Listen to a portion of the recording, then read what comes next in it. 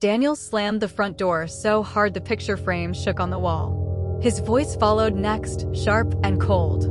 "Stop asking me where I've been, Nadia. You know I get bored. Men like me have needs." He tossed his jacket onto the couch and flashed a mocking grin, the same one he used every time he came home smelling like another woman's perfume.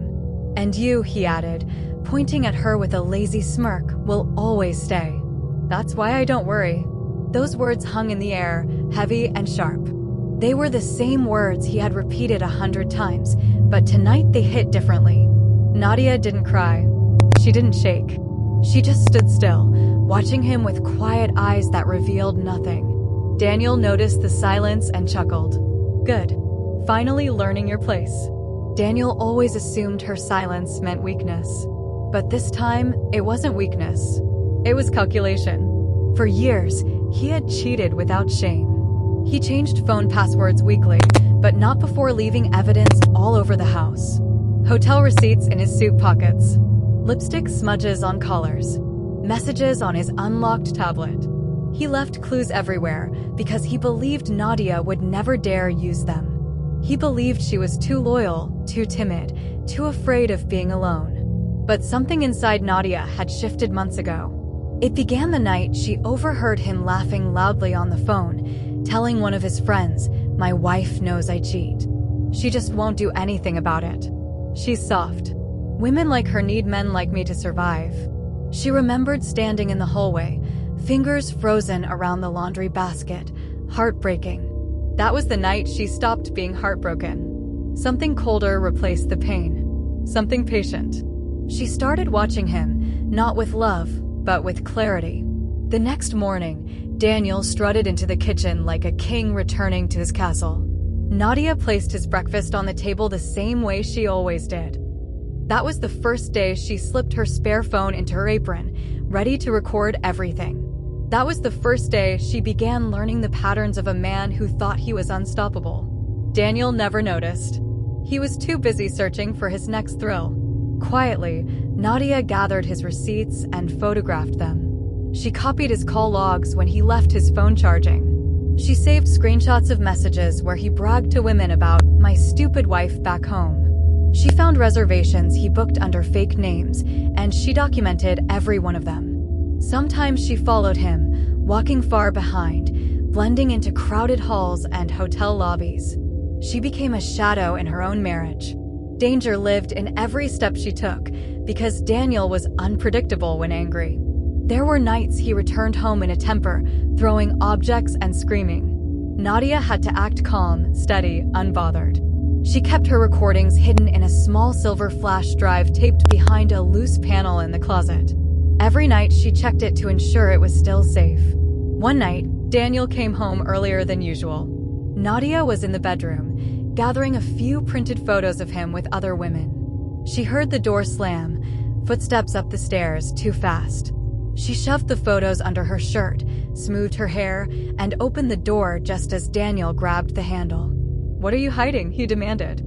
"Nothing," she said softly. He stared at her suspiciously, eyes narrowing. But Nadia held his gaze, calm and steady, until he shrugged and pushed past her. Her heartbeat didn't slow until he left the room. That night, she knew she was ready for the next step. She needed a lawyer. And not just any lawyer. A strong one. A smart one. Someone who could understand revenge not just as a legal move, but as a personal mission. That was when she met Ava Mitchell. Ava was sharp, confident, and calm in a way that made people nervous. She studied Nadia's folder of evidence for 20 minutes without saying a word. Then she looked up with a long, slow breath. "I know that man," she said. Nadia froze. "What do you mean?" Ava leaned back in her chair, expression unreadable. "Years ago, before I became a lawyer, I dated him. He cheated on me too. Lied about his name. Lied about his life. Lied about everything. When I confronted him, he humiliated me. Called me dramatic. Told me women like me were replaceable." Nadia blinked, shocked.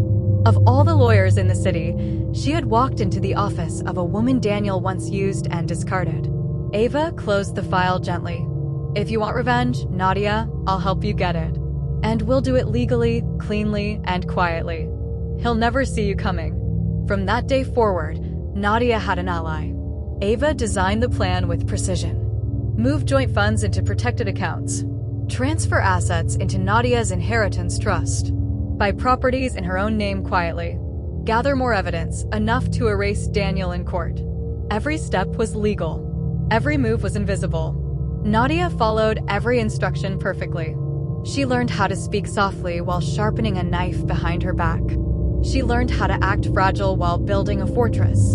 Daniel didn't notice the missing money because she handled all the bills. He didn't question new documents she signed because he never read anything she handed him. He believed he had complete control. But control was slipping from his hands every day. And then, something unexpected happened. One night, Daniel came home furious, pacing the living room like a trapped animal. "Something's wrong," he snapped. "You're hiding something. I can feel it." Nadia looked up from the dishwasher with a gentle expression. "What would I hide from you?" Daniel stepped closer, eyes burning with paranoia. "Don't play games. I know when things feel off. You think I'm stupid?" Her heartbeat quickened, but her face stayed calm. "You're tired, Daniel." He grabbed her wrist. Not hard enough to bruise, but hard enough to scare. "Tell me what you're planning." For a second, the room held its breath. Then Nadia smiled, soft, slow, controlled. "I'm not planning anything," she whispered. "You'll see soon." Daniel froze. Something in her tone chilled him. Something quiet and dangerous. He dropped her wrist. "This is why no one will ever want you," he muttered, turning away. But he didn't sound confident anymore. Nadia stayed where she stood, breathing slowly, feeling the power shift between them. Tonight proved something important. Daniel could sense he was losing control, but he had no idea how completely he already had. Later that night, while the boys slept, Nadia sat in the study, reviewing documents and recordings again. Her hand trembled slightly when she opened a sealed envelope from the hospital, DNA test results she hadn't yet examined. A quiet, cold thought crossed her mind. If these results are what I fear, everything Daniel believes about his life, about his children, it could all be a lie. Her phone buzzed. A single text flashed on the screen. "The truth will shock you. Start with the kids." Nadia's eyes widened. Her breath caught.